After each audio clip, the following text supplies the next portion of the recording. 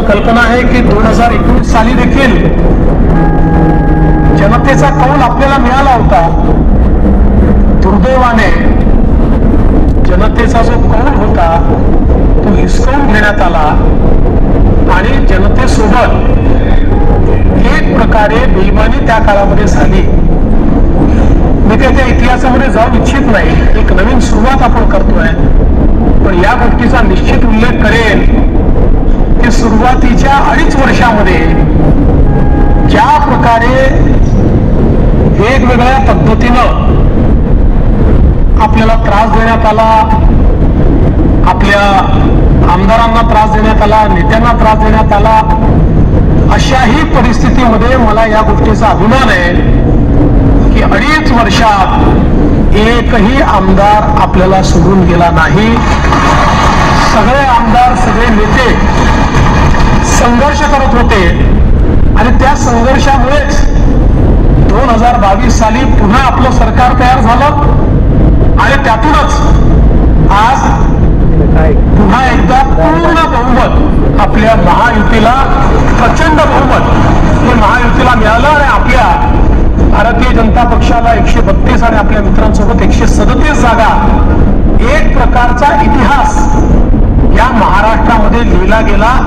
हा इतिहास मला असं वाटतं की अभूतपूर्व अशा प्रकारचा आहे. या निमित्ताने देशाचे प्रधानमंत्री माननीय मोदीजींचे मी मनापासून आभार मानेन की माझ्यासारख्या ग्रुपचा कार्यकर्ता म्हणून ज्याने काम चालू केलं, वर्णाचा अध्यक्ष म्हणून काम चालू केलंय, अशा एका कार्यकर्त्याला या सर्वोच्च पदापर्यंत 3 वेळा माननीय मोदीजींनी या ठिकाणी बसवलं. अर्थात त्यातला एकदा 72 कसा करताच होतो, पण तरी देखील टेक्निकली होतो. त्याच्यामुळे 3 वेळा मला महाराष्ट्राच्या मुख्यमंत्री पदावर बसण्याचा मान सन्मान त्यांनी दिला. हा पक्ष ज्या प्रकारे त्यांच्या नेतृत्वात मोठा झाला त्यातूनच सामान्य कार्यकर्त्यांना वेगवेगळी त्या ठिकाणी पदं मिळाली, चांगली पदं मिळाली, आपल्याला काम करण्याची संधी मिळाली. म्हणून मी आदरणीय मोदीजींचं मनापासून या ठिकाणी त्यांचे आभार मानतो. पक्षाचे राष्ट्रीय अध्यक्ष आदरणीय JP नड्डा साहेब यांचे देखील अतिशय मनापासून आभार मानतो. आणि त्याचसोबत ज्यांनी या संपूर्ण निवडणुकीमध्ये अतिशय ताकदीनं महाराष्ट्रामध्ये आपल्यासोबत तळ ठोकून कार्यकर्त्यांमध्ये ऊर्जा निर्माण केली आणि या निवडणुकीत अत्यंत ताकद आपल्या सर्वांना दिली, ते देशाचे गृहमंत्री माननीय अमित भाई शहा यांचे देखील आभार मानतो.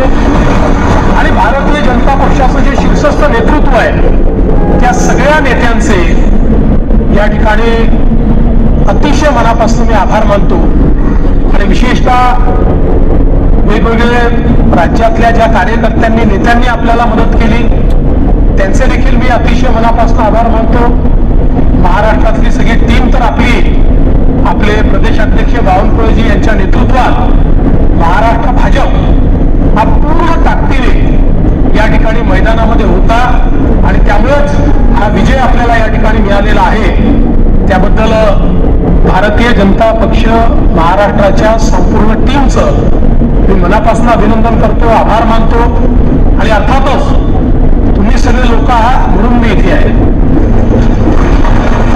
तुम्ही नसतात तर मी इथे नसतो. त्याच्यामुळे तुमचे सगळ्यांचे मनपूर्वक आभार मानत असताना पुढची वाट ही आपल्याला अपेक्षा पूर्ण करण्याकरता संघर्षाची आहे.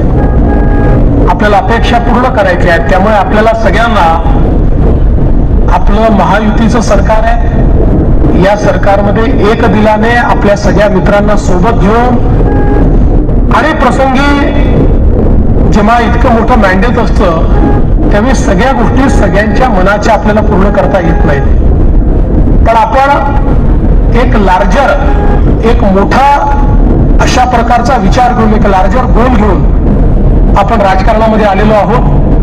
केवळ पदांकरता, केवळ आपल्याला कोणीतरी मोठं करावं याकरता आपण राजकारणात आलेले नाही आहोत. त्यामुळे मला या गोष्टीची पूर्ण अपेक्षा आहे की येत्या काळामध्ये 4 गोष्टी आपल्या मनाप्रमाणे होतील तर 4 गोष्टी मनाविरुद्ध देखील होतील, पण तरी देखील एका लार्जर इंटरेस्टमध्ये आपण सगळे एकत्रितपणे काम करू आणि आपली शक्ती काय आहे ही शक्ती निश्चितपणे या ठिकाणी आपण दाखवून देऊ।